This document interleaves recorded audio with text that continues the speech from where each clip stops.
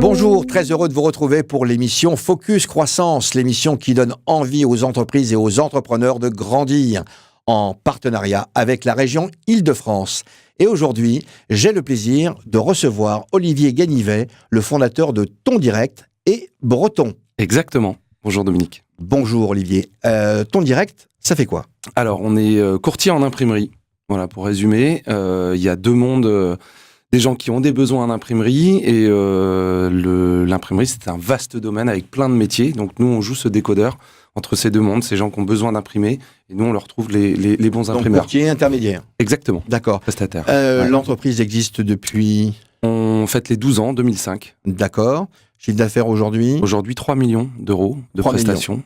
Alors, ce qui m'intéresse à travers ton parcours, c'est que l'entreprise, tu l'as créée, tu l'as développée, 3 millions, une dizaine de collaborateurs, je crois. C'est ça. Et tu as intégré l'Institut du Mentorat pour justement aider à faire grandir ton entreprise. Aujourd'hui, je vais mettre les bases. Le programme, c'est terminé. J'ai envie de te demander, c'est quoi demain ?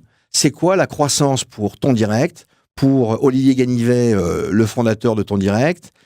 Sur quel levier tu vas appuyer pour faire grandir l'entreprise ? Pourquoi j'ai voulu faire l'IME, c'était vraiment rentrer dans le costume d'un vrai entrepreneur, passer d'un statut d'artisan, peut-être d'une petite structure, à vraiment construire un groupe peut-être demain. L'idée, l'objectif dans les 2 ans maintenant, ça va être de doubler le chiffre d'affaires. Oui. En y mettant évidemment tous les ingrédients, la structure de l'entreprise, l'innovation. C'est-à-dire les RH ? Alors les RH, ça va jusqu'au bâtiment, même la structure en dur de l'entreprise. Et puis tu vas changer de locaux ? Ouais, exactement. On est en train de construire un bâtiment là pour la fin de l'année. D'accord. Pour accompagner la croissance, évidemment. Et puis évidemment, en termes de RH, je pense qu'à partir de septembre, on va enclencher pas mal de recrutements pour accompagner la dynamique commerciale. D'accord. Inscrit là depuis plusieurs mois. Donc là, on est sur la croissance organique. Organique, exactement, ouais. Ensuite, les autres leviers ? Alors le levier, le deuxième levier, on va dire qu'il est vraiment placé sous le signe de l'innovation. D'accord. Avec toujours l'innovation ? Ouais, exactement. Alors la digitalisation. Ça se traduit comment justement ? Alors c'est la digitalisation. Quand je suis rentré à l'IME, tout le monde m'a dit il faut digitaliser, il faut être disruptif sur son marché. Et moi je me dis waouh, comment je vais être disruptif moi sur mon marché ? Et au contact en fait de cette nouvelle génération, j'ai 40 ans, donc de côtoyer voilà des jeunes de 20 ans, des start-upers. Exactement. D'accord. Ouais. Voilà. Du coup, ça m'a aussi forcé, moi, à sortir de mon cadre habituel, de ma zone de confort, pour aller voir un peu comment, culturellement, cette nouvelle génération voyait un peu le monde qui va pour demain. Et du coup, donc, 2 sujets sur la digitalisation. Un premier, en interne, un outil de gestion de production pour permettre aux gens chez moi de s'attacher à des tâches à plus forte valeur ajoutée et pour gagner du temps, de la productivité, certes.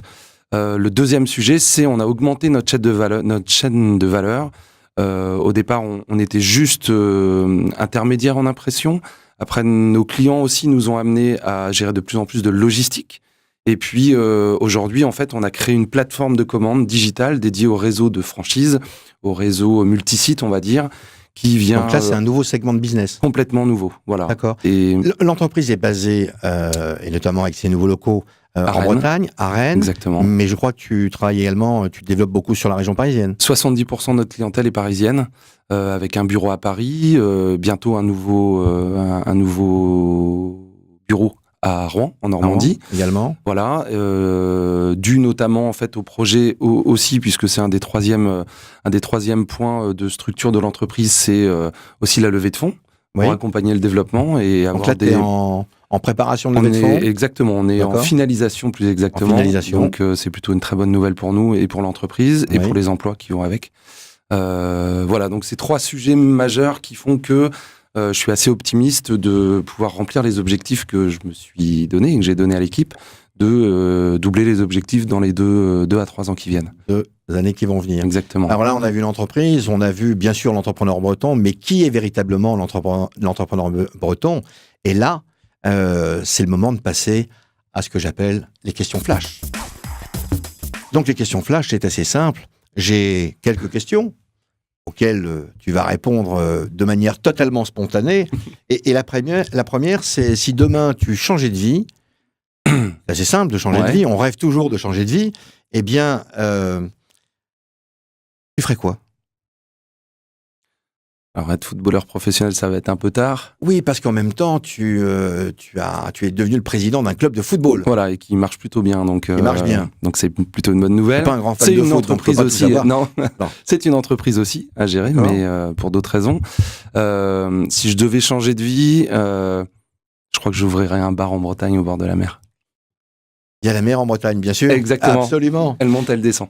Et si tu étais un homme célèbre? Winston Churchill.